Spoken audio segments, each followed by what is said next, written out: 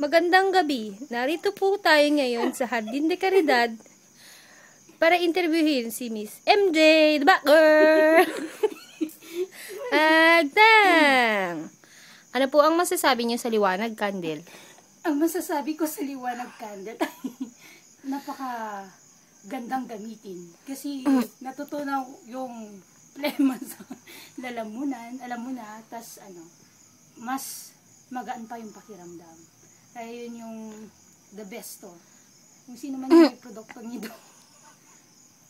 Kukuha ko ng marami, ganyan, kasi yung mga sizes niya. Gano'ng karami, mga tatlo? Hindi isang dosena. Kasi puno na ng plema yung naman ko. Hindi ko na maalis, kaya kailangan ng mas maraming asa na?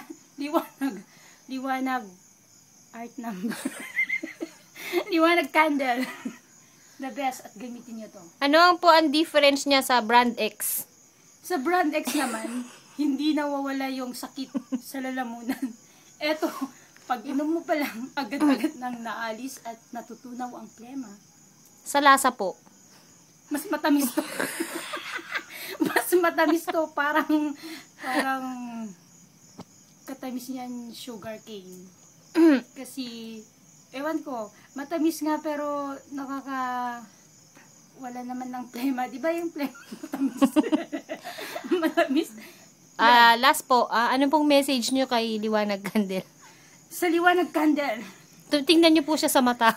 Sa Liwanag Candle. Sa Liwanag Candle, pagpatuloy nyo ang magandang produkto nyo at sana mas marami pa kayong ma-produce na liwanag na liwanag ng buhay ng tao. At ano pong masasabi niyo sa sambayanang Pilipino? Mabuhay! Liwanag! Shot!